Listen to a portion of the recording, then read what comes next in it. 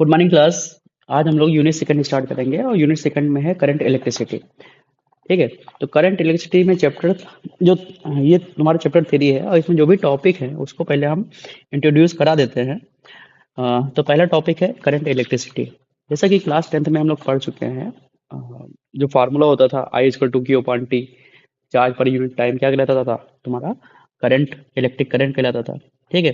तो करंट, जो electric current है उसको हम लोग यहाँ पर डिस्कस करेंगे, स्टडी करेंगे। उसके बाद आता है flow of electric charge in metallic conductor. अब हम लोग को पता है कि मेटेलिक करंट कंडक्टर क्या होता है। घरों में जो वायर होते हैं, ठीक है, उसी को मेटेलिक कंडक्टर बोलते हैं और मेटल के बने होते हैं। इसमें फ्री इलेक्ट्रॉन्स होते हैं जो फ्लो करते हैं, जिनको हम चार्जेस बोलते हैं। उसके बारे में स्टडी करेंगे।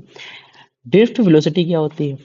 ये एवरेज वेलोसिटी होती है, किसकी? इलेक्ट्रॉन्स की होती है। उसके बारे में स्टडी करनी है हमको। मोबिलिटी क्या होता है? ठीक है। मोबिलिटी, ये मोबिलिटी को इस तरीके से समझ सकते हो कि जो ड्रिफ्ट वेलोसिटी होती है पर यूनिट इलेक्ट्रिक फील्ड, वो कहलाती है तुम्हारी मोबिलिटी। इसके बारे में स्टडी करेंगे और इसका रिलेशन देखेंगे हम किसके साथ? इलेक्ट्रिक करंट के साथ। ठीक है। ओम्स ला क्या होता है? V बराबर आई आर, हम लोग टेंथ में पढ़ चुके हैं। जितना V इंक्रीज करेगा उतना I भी इंक्रीज करेगा। ठीक है। इसके बारे में हम लोग स्टडी करेंगे। V I characteristic. ठीक है। वोल्टेज और करंट की जो करेक्टरिस्टिक है, इसका एक्चुअल में ये ग्राफ होता है। ठीक है। अब ग्राफ कैसा होगा? एक लीनियर होगा, एक नॉन लीनियर होगा। लीनियर कौन सा होगा? जो ओम्स लॉ को फॉलो करेगा। नॉन लीनियर को जो होगा, जो नॉन ओमिक होगा, जो ओम्स लॉ को नहीं फॉलो करेगा। उसके बारे में स्टडी करेंगे। इलेक्ट्रिकल एनर्जी, इलेक्ट्रिकल एनर्जी याद होगी। ई बराबर क्या होता था? पी इन टू टी, जिसपे बहुत सारे हम लोग फार्मूला सॉरी क्वेश्चन किए टेंथ में, जिसके हम बिजली का बिल निकालते थे लाइट का बिल निकालते थे।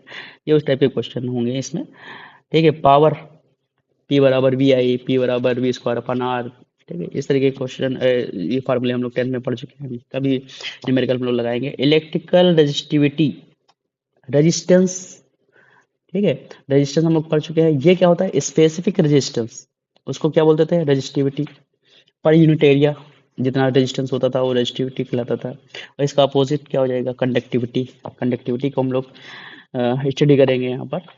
Temperature dependence of resistance, resistance किस तरीके से टेम्परेचर पर डिपेंड करता था। टेम्परेचर को इंक्रीज करोगे रेजिस्टेंस इंक्रीज होगा, टेम्परेचर को डिक्रीज करोगे रेजिस्टेंस डिक्रीज करेगा। ठीक है। और किस तरीके से सेमीकंडक्टर में इसका यूज होता है वो सब हम लोग यहाँ पर डिस्कस करेंगे। Internal resistance of the cell, cell का इंटरनल रेजिस्टेंस किस पे डिपेंड करता है? इलेक्ट्रोलाइट पे, इलेक्ट्रोलाइट के नेचर पे डिपेंड करता है और टेम्परेचर पर डिपेंड करता है। ठीक है। पोटेंशियल डिफरेंस, जिसको हम टीपीडी कहते हैं, टर्मिनल पोटेंशियल डिफरेंस, उसके बारे में स्टडी करेंगे। And EMF of cell, cell का ईएमएफ जिसको मैक्सिमम पोटेंशियल डिफरेंस बोलते हैं। बिफोर कनेक्शन क्या हो कहलाता था? सेल का जो मैक्सिमम पोटेंशियल होता था उसको ईएमएफ बोलते हैं। Combination of cell in series, cell का कॉम्बिनेशन क्या होता है? अभी तक हम लोग रेजिस्टेंस के बारे में पढ़े थे, फिर कैपेसिटर के बारे में पढ़े थे। अब हम लोग सेल के बारे में पढ़ेंगे, सेल को किस तरीके से अरेंज करते हैं पैरेलल और सीरीज कॉम्बिनेशन में। ठीक है। उसके बारे में हम लोग स्टडी करेंगे। किरचॉफ रूल, कोई सर्किट है उसमें किस तरीके से करंट फ्लो करता है, उसके कुछ लॉज होते हैं। Kirchhoff current law, Kirchhoff voltage law, उसके बारे में स्टडी करेंगे। व्हीट स्टोन ब्रिज, ये भी एक सर्किट होता है। और ये सर्किट कैसा होता है? जिसमें क्या कहते हैं, रेक्टेंगुलर एक शेप बनता है जिसमें उसकी दो साइडों पर अगर रेजिस्टेंस का रेशियो इक्वल है तो बीच की जो साइड होती है, जिसमें जिसको डायगोनल बोलते हैं, डायगोनल में एक वायर लगा होता है, उसमें उसके अंदर गैल्वेनोमीटर होता है, उसमें कोई करंट फ्लो नहीं करेगा। तो इस टाइप की सारे टॉपिक हैं जो हम लोग स्टडी करेंगे इसमें। ओके। तो फिर हम लोग स्टार्ट करते हैं। हाँ, तो अब स्टार्ट करते हैं डेफिनेशन से। और ये डेफिनेशन किसकी? इलेक्ट्रिक करंट की। तो जैसा कि हम लोग टेंथ में पढ़े थे, इलेक्ट्रिक करंट की डेफिनेशन सेम वैसे ही है। तो और यहाँ पर हमने बहुत सारी स्लाइड्स बनाई हैं, ये भी ध्यान रखना। तो सारा सब कुछ लिखना नहीं है कॉपी, अपनी फेयर कॉपी पर। जिसमें हमने रेड पेन से जो है अंडरलाइन किया है, सिर्फ उतना ही फेयर कॉपी पर लिखना है। ठीक है। तो समझना है यहाँ पर डिफिनेशन को सबसे पहले। तो लिखा हुआ है electric current is defined as the rate of flow of electric charge through any cross section of a conductor. ठीक है। तो कंडक्टर हम मान लेते हैं, हमारे पास क्या है? हमारे पास एक वायर है, इस तरीके का वायर है। इसका क्रॉस सेक्शन एरिया इस तरीके से कंसीडर कर लेते हैं। ये तुम्हारा क्रॉस सेक्शन एरिया थोड़ा सा तिरछा बन गया है। ठीक, मैनेज कर लेना तुम लोग। तो यहाँ पर क्या है? यहाँ पर बहुत सारे इलेक्ट्रॉन्स हैं वो इलेक्ट्रॉन जो है रैंडम मोशन कर रहे हैं इसे रूम टेम्परेचर पर।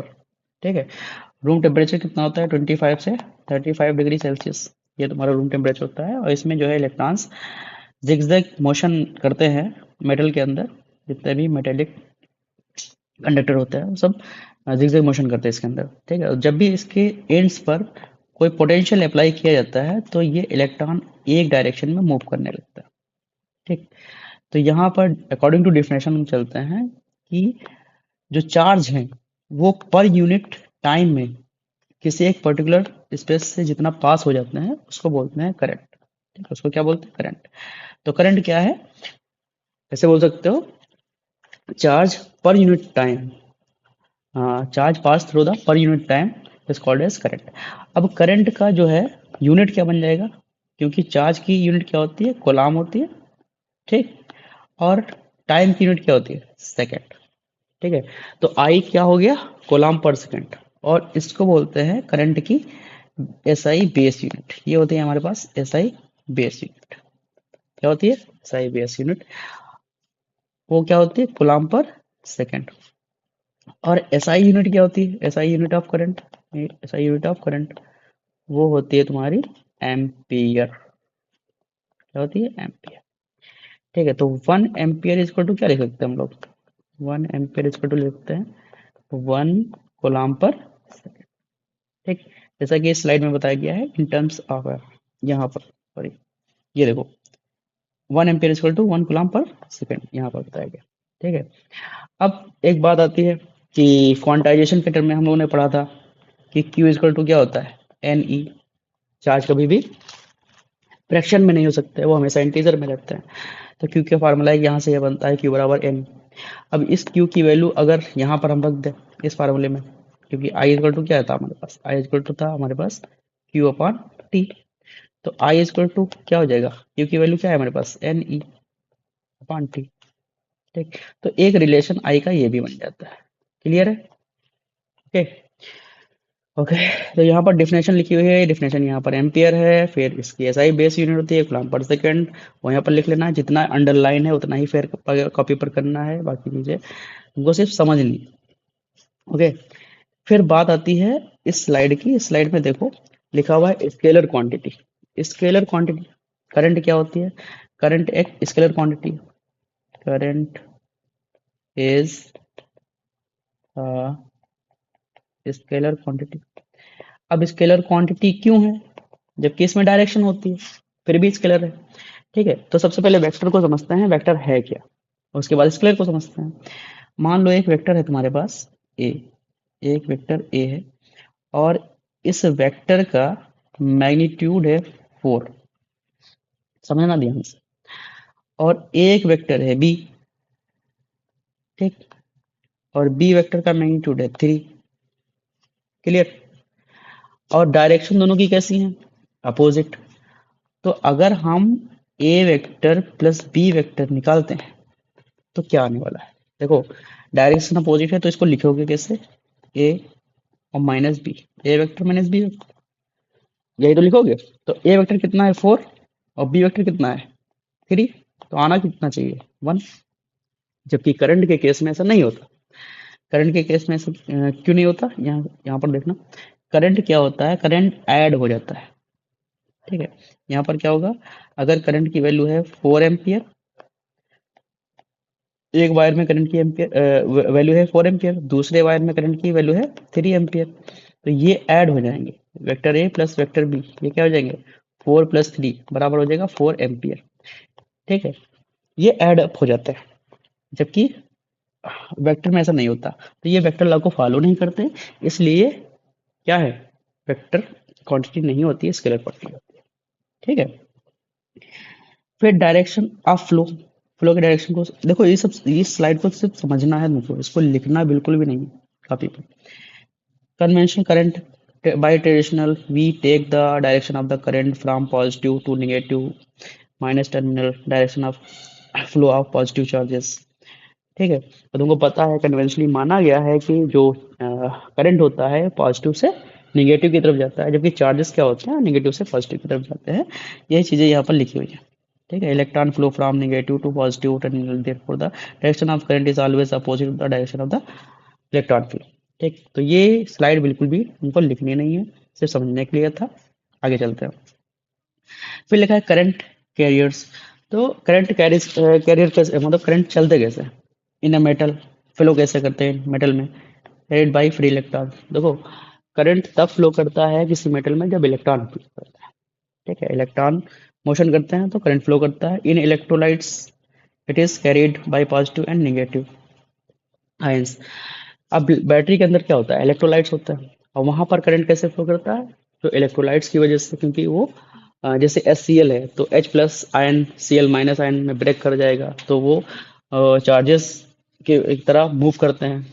ठीक है, इलेक्ट्रोलाइट्स। इन सेमीकंडक्टर, सेमीकंडक्टर के अंदर क्या होता है, इलेक्ट्रॉन्स होते हैं और होल्स होते हैं। अब ये होल क्या होता है, ये हम सेमीकंडक्टर जब 14 चैप्टर पढ़ेंगे तो वहां पर होल्स के बारे में समझेंगे। ठीक है, ऐसे समझ लो कि जैसे हमारे पास कोई स्ट्रक्चर है किसी मेटल का, जब मान लो सिलिकॉन है, तो सिलिकॉन के पास आगे चल में 4 इलेक्ट्रॉन होते हैं, इस तरीके से। तो होता क्या है, जब बाहर से कोई एनर्जी मिलती है तो सिलिकॉन का 1 इलेक्ट्रॉन बाहर निकल जाता है, और जब इलेक्ट्रॉन लूज करता है सिलिकॉन तो यहाँ पर क्या होता है, यहाँ पर एक नेचर बन जाता है पॉजिटिव का, जिसको हम होल कहते हैं, और हिंदी में इसको कोटर बोलते हैं। ठीक है, तो ये जो होल होता है ये भी मूव करता है जैसे जैसे इलेक्ट्रॉन मूव करते हैं।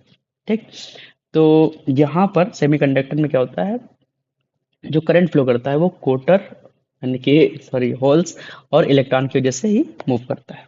ठीक, अब आगे चलते हैं। देखो, ये सब चीजें लिखनी नहीं है तुमको, समझाने के लिए बोल रहा हूँ बस, समझ जाओ इसको, पढ़ लो और समझ जाओ इसको। Steady versus varying current. ठीक, अब स्टेडी करंट क्या होता है, वेरिंग करंट क्या होता है। स्टेडी करंट को डायरेक्ट करंट बोलते हैं, जिसको डीसी बोलते हैं। Magnitude and direction remain constant. तो इसका ग्राफ जो बनता है वो इस तरीके से बनता है स्टेडी करंट का, इसको डीसी करंट बोलते हैं, और या फिर पल्सेटिंग करंट बोलते हैं, ये ऐसे भी बनता है। ठीक, तो ये कांस्टेंट रहता है। अल्टरनेटिंग करंट, इसका यूज होगा ना इसलिए बता रहा हूँ। तो अल्टरनेटिंग करंट इस तरीके से ग्राफ बनता है इसका, तो इसका डायरेक्शन और मैग्नीट्यूड दोनों चेंज होते हैं। ठीक है, अल्टरनेटिंग करंट का मैग्नीट्यूड और डायरेक्शन दोनों चेंज होते हैं periodically। ठीक, और इसका यूज क्या होता है, हाउस होल्ड अप्लायंस उसमें सप्लाई में होता है, जैसे पैरेलल कॉम्बिनेशन में ऐड होता है, सॉरी पैरेलल कॉम्बिनेशन में जो वायरिंग की जाती है, और या फिर सीरीज कॉम्बिनेशन में की जाती है, वहां पर अल्टरनेटिंग करंट कहाँ यूज होता है, ज्यादातर घरों में यूज होता है। ठीक है, अब आगे चलते हैं। नेक्स्ट टॉपिक होता है तुम्हारा ड्रिफ्ट वेलोसिटी। ठीक है, तो ड्रिफ्ट वेलोसिटी क्या होता है, पहले डिफिनेशन को हम लोग क्लियर कर लेते हैं। यहाँ पर लिखा है drift velocity is the average steady velocity with which free electrons in a conductor move or drift towards the positive terminal of a battery when an external electric field is applied। अब इसका कहने का मतलब ये है कि जब potential apply किया जाता है तो इस कंडक्टर के अंदर एक इलेक्ट्रिक फील्ड जनरेट हो जाती है। ठीक है, और जब इलेक्ट्रिक फील्ड जनरेट हो जाती है तो अभी हमने तुमको बताया था कि इलेक्ट्रॉन जो होते हैं किसी कंडक्टर के अंदर रेंडमली मोशन करते हैं, जिगजैग की फॉर्म में मूव करते हैं। ठीक, और जो मूव करते हैं तो वो एक दूसरे के मोमेंटम को क्या करते हैं, रिड्यूस कर देते हैं, अपनी एनर्जी को लॉस कर देते हैं। ठीक है, और इस तरीके से टोटल जो उनका मोशन होता है वो लगभग जीरो ही होता है, तो टोटल मोमेंटम सॉरी उसका जीरो ही हो जाता है। इसलिए रूम टेम्परेचर पर कंडक्टर के अंदर कोई भी करंट फ्लो नहीं करता। लेकिन जब कोई एक्सटर्नल पोटेंशियल इसके ऊपर किया जाता है, इसके एंड पर अप्लाई किया जाता है, तो इस पर एक इलेक्ट्रिक फील्ड जनरेट होती है, जिसकी वजह से इलेक्ट्रॉन एक पर्टिकुलर डायरेक्शन में मूव करते हैं। ठीक है, क्लियर है, जिसकी वजह से करंट प्रोड्यूस हो जाता है। अब यहाँ पर पोटेंशियल अप्लाई होगा तो करंट इस डायरेक्शन में करने लगेगा। अब देखो यहाँ पर इस कंडक्टर की लेंथ को हमने कंसिडर कर लिया है L, cross section area A ले लिया है। ठीक है, अब इसको समझोगे कैसे, इसको थोड़ा हम कुछ पॉइंट्स को कंसीडर कर लेते हैं। यहाँ पर लिखा हुआ है let us consider having length L। ठीक है, एक कंडक्टर है जिसकी लेंथ को हमने स्मॉल l कंसीडर कर लिया है, and cross section area of A, उसका क्रॉस सेक्शन एरिया क्या है, ए है, and electrons E moving with initial velocities u1 u2 u3 and u1। अब देखो कंडक्टर के अंदर बहुत सारे इलेक्ट्रॉन होंगे, ठीक है, और जब उन पर उनके कंडक्टर के इंड पर कोई पोटेंशियल लगाया जाता है तो इलेक्ट्रॉन की जो इनिशियल वेलोसिटीज हैं उनको हमने कंसीडर कर लिया है u1 u2 u3, वो इनिशियल वेलोसिटी से मोशन कर रही होंगी, मूव कर रही होंगी, उसको हमने कंसीडर कर लिया है। ठीक है, समझ में आ रहा है? ठीक। अब ये रैंडम मोशन कर रहे थे इनिशियल वेलोसिटी में, ठीक, पोटेंशियल तो बाद में लगा, वो फाइनल वेलोसिटी हो जाएगी। तो इनिशियल जो वेलोसिटी थी वो क्या थी तुम्हारी, u1 u2 u3 un तक। अब जब इनिशियल वेलोसिटी का एवरेज निकला गया, बात समझना है यहाँ पर लिखेंगे। सो देखो यहाँ पर ड्रिफ्ट वेलोसिटी को लिख लेना तुम लोग, और जो कंसीडर किया है ये डायग्राम बनाया है, इस डायग्राम को भी बना लेना। अब देखो आगे, अब यहाँ पर यू एवरेज जब हम निकालेंगे यू ए वी, तो वो क्या हो जाएगा u1 plus u2 plus u3 and so on, कहाँ तक जाएगा un तक।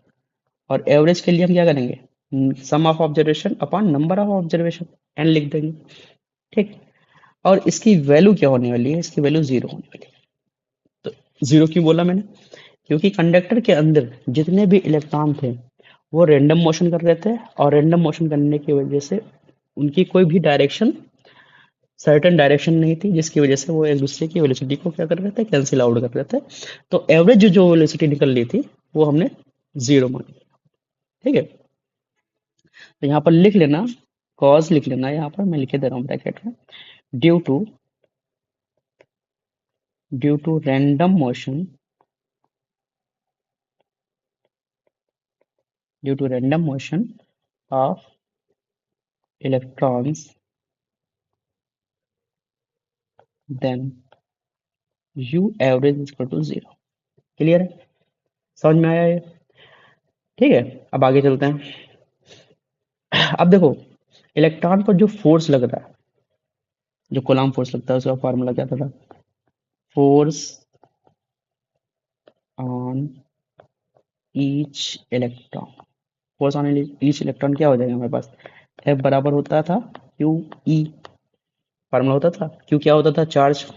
तो F इजकल टू क्या हो जाएगा, इलेक्ट्रॉन की बात करेंगे तो ई कैपिटल ई, इसको क्या मान लेंगे, इक्वेशन फर्स्ट। फिर और तुमको क्या पता है, एंड डब्ल्यू के टी, इसको क्या लिखते हैं, we know that F equal to क्या होता था, F इजकल टू होता था एम ए। ठीक है, इसको क्या कंसिडर कर लोगे, इक्वेशन सेकेंड। अब दोनों इक्वेशन को जब हम इक्वेट करेंगे तो क्या हो जाएगा, फ्रॉम, यहाँ पे लिख लेना, from equation first and second. Clear है? ओके, यहाँ पर लिखोगे एम ए इजकल टू क्या हो जाएगा, ई कैपिटल ई। तो ए इजकल टू क्या होने वाला है, E capital E upon M. ये एक्सेलरेशन आ गया तुम्हारा। ठीक है, एक इलेक्ट्रॉन पर कितना एक्सेलरेशन लगेगा। ठीक है, अब ये हमने ये बात कर ली, इनिशियल वेलोसिटीज की, एवरेज वेलोसिटी आ गई और एक्सेलरेशन आ गया इलेक्ट्रॉन पर। अब now final velocities of electrons, वो क्या होती है, वो कंसिडर कर लेंगे हम v1 v2 v3 एंड कहाँ तक जाएगी, ये तक। ठीक, अब हमको पता है फार्मूला क्या होता है, v equal to U plus A T. Newton first law क्या कहता है, v इजकल टू, ये इक्वेशन किसकी थी, यहाँ पर लिख लिया न्यूटन फर्स्ट लॉ इक्वेशन। ठीक है, तो यहाँ पर अगर v1 की बात करेंगे तो v1 बराबर क्या हो जाएगा, u1 प्लस ए t1। ठीक है, v2 बराबर क्या हो जाएगा, u2 प्लस ए t2। और इसी तरीके से कहाँ तक जाएगा, un प्लस ए tn।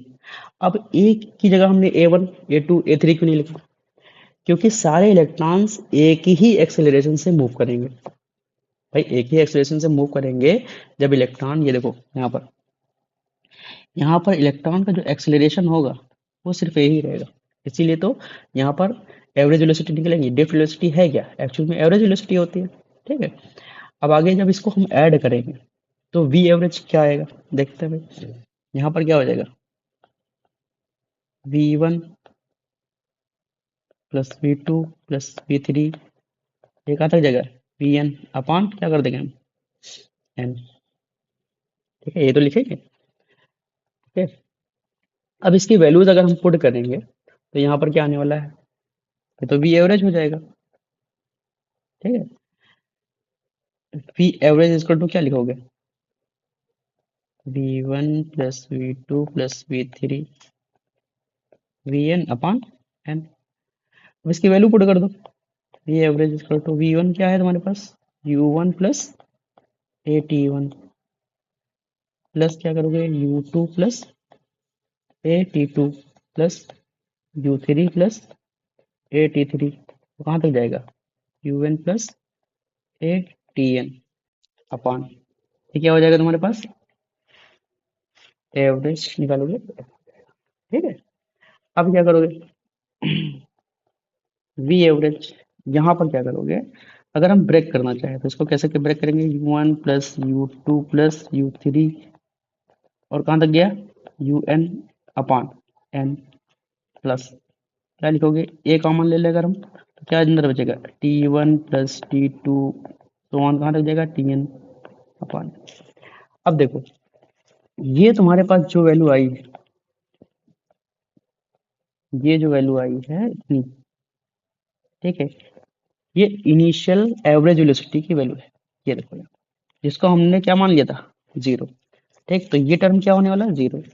तो वी एवरेज कितना आने वाला है यहाँ पर, zero plus T1 plus T2 plus T3 TN upon क्या हो जाएगा। ठीक है, कितना समझ में आया, ओके। अच्छा, ब्रैकेट में इसके क्या था, यहाँ पर ए भी तो था। ठीक है, तो यहाँ पर जो टाइम का एवरेज निकला है इसको बोलते हैं average relaxation time, T1 plus T2 plus T3, ये कहाँ तक है, TN अपॉन n, इसको बोलते हैं एवरेज रिलैक्सेशन टाइम, और इसको टाउ से रिप्रेजेंट करते हैं, ये बताओ। ठीक है, तो यहाँ पर क्या आ जाएगा, ए टाउ, क्लियर। ए टाउ आने के बाद ए की हम वैल्यू रख देंगे। अब ए की वैल्यू क्या आई थी हमारे पास, देखो यहाँ पर, ये देखो, ये ए की वैल्यू थी, as equal to small E capital E one.